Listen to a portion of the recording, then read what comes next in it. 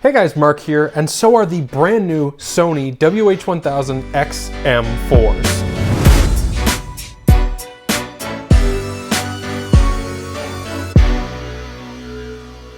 This is a pair of headphones that's been asked about over and over and over again ever since my one-year review of the previous generation of this headset, the XM3s. It took a little while to get here, but I'm glad that they finally did because the XM4s are every bit as incredible as the XM3s and then some.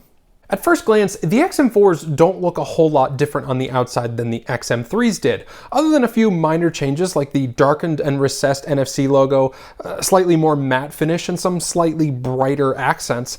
The design has been relatively unchanged. The button that was called NC/ambient on the previous model is now called custom, although it's in the same place and does the same thing. And on the inside of the left ear cup, there's now a space for a new sensor that will detect when you take off your headphones. More on that later.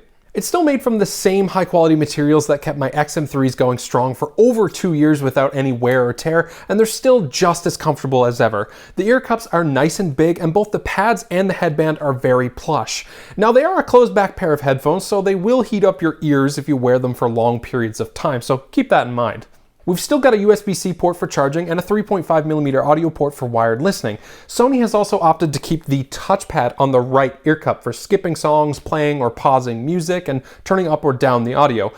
I've complained in the past that touch controls can be a little difficult to get used to and may result in swiping the wrong way and doing something that you didn't intend to do, but you do get used to it over time, and it's not that bad once you've mastered all of the gestures. Most of the new features on the XM4s are on the inside, which I'm totally okay with because I still love the look and feel of these headphones. They're premium feeling and they're very lightweight, and I can't ask for much better. Except for maybe if they had those Surface headphone dial thingies. Those things are awesome.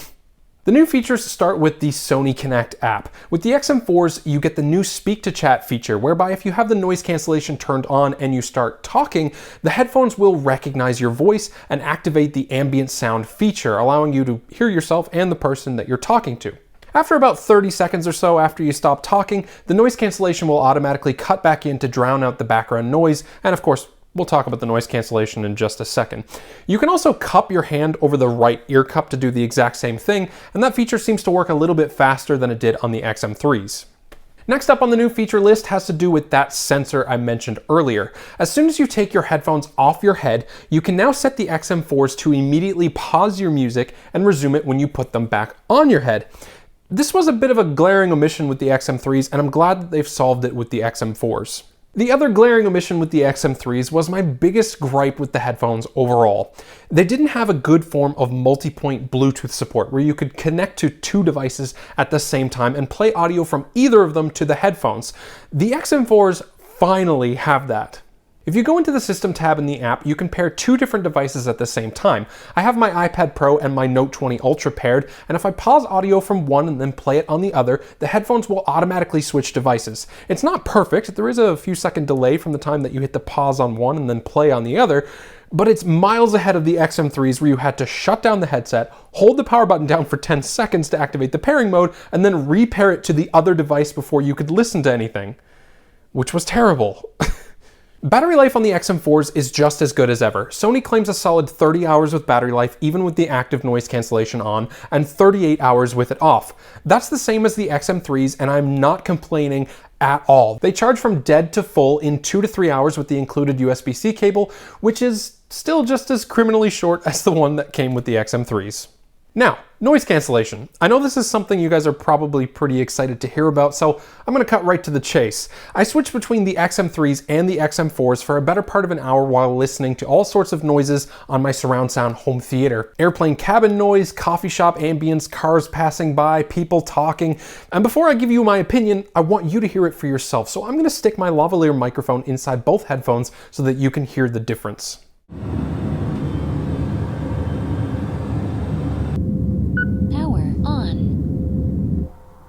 Bluetooth connected.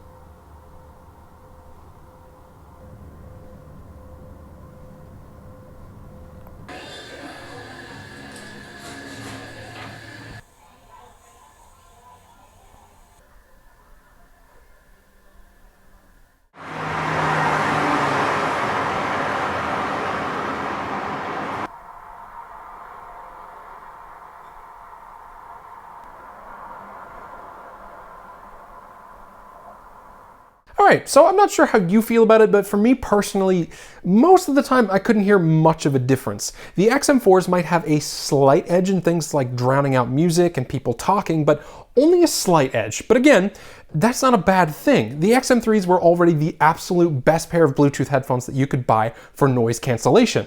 Either way, it'll still feel like you're being sucked into the vacuum of space every time you switch on the noise cancellation. Sounds that are constant in pitch, like the whir of a fan, the hum of a fridge, or even the sound of inside a car, are instantly gone as if they never existed. Other noises that vary in pitch, like people talking or music playing, are a bit more difficult to drown out for the XM4s, but it'll still drastically reduce the volume of them. And when you turn on some of your own music, those noises will also cease to exist. It's like living in your own little bubble, and as an introvert, I love it. The XM3s were also great in sound quality, and that's another area where the two headphones are different. The XM4s do, in fact, have an upgrade in the sound quality department. Not a huge one, but the XM4s are definitely discernibly better in certain areas. One of those areas is the new DSEE Extreme mode, where the XM4s are able to upscale audio in real time and fix audio that may be distorted or lost detail through heavy compression. Unless you're an audiophile, that might not matter much to you, but regardless of that fact, the XM4s do, to my ear, sound a little bit better all around. The lows are a little punchier and the mids and highs are crispier. It still has SBC, AAC, and LDAC support, and now it runs on Bluetooth 5.0 instead of the XM3's 4.2. Microphone quality has not been a strong point of these headphones through the generations, but through steady software updates, they have gotten better over time. They should be more than good enough to make phone calls from time to time anyway. Alright, so in my mind, the XM4s are a subtle but an important refresh to the previous gen XM3s. Multiple device support is the biggest upgrade here in my mind, but there are a few quality of life upgrades and a slight boost in sound quality too. Personally, I don't think this refresh has enough changes to warrant going out and upgrading from your XM3s, but if you don't already own a pair of XM3s or you have the much older XM2s, Sony just made an already amazing pair of headphones even better. It's also worthwhile to note that the XM3s are a lot cheaper than they were at launch right now, and at anywhere between $200 and $250, you're definitely going to be getting your money's worth. I think at this point it goes without saying that I wholeheartedly recommend the XM4s to just about anybody. It's Return to the King, Sony edition. If you like this video, please give it a like and subscribe to support my channel, and as always, have a great day.